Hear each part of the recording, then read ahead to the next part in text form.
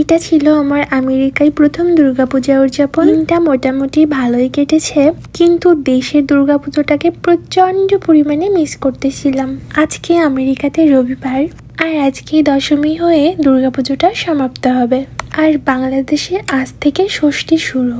এখানে ছুটির দিনগুলোতেই পূজা উদযাপন করা হয়, কারণ সবাই কোনো না কোনো পেশার সাথে জড়িত, আর পুজোতে এখানে কোনো ছুটিও থাকে না। সে কারণে ছুটির দিনগুলোতেই পুজো করতে হয়। আসলে দেশের মতো অত আনন্দ করে এখানে হয়তো পুজোটা উদযাপন করা হয় না, কিন্তু দুর্গাপূজাটাতে দেখতে পেরেছি, এটাই অনেক।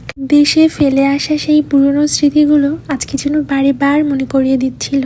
ছোট ছোট বাচ্চারা এসে এখানে গান, নাচ, কবিতা আবৃত্তি করছিল।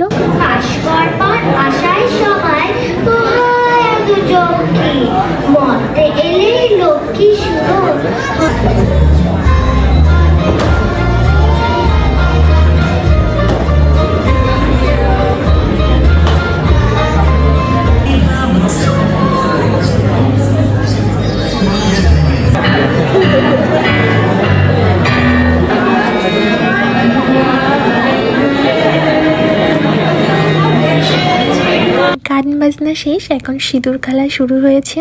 তবে এখানে মাকে বরণ করা যাবে, কিন্তু মায়ের গায়ে সিঁদুর দেওয়া যাবে। যেহেতু ঠাকুরটা ইন্ডিয়া থেকে নিয়ে আসা, আর ইন্ডিয়া থেকে এই ঠাকুরগুলো আনতে অনেক কষ্ট হয়, এবং পরের বছরও এই ঠাকুর প্রতিমা দিয়েই পুজো করা হবে। আজকে আবার ভারত পাকিস্তানের খেলা ছিল, আবার কিছু মানুষ খেলাও দেখছিল।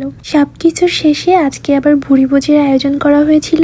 এটুকুই ছিল আজকের আমার আমেরিকায় দুর্গাপুজোর অভিজ্ঞতা। সবাই ভালো থাকবেন, আবার দেখা হবে।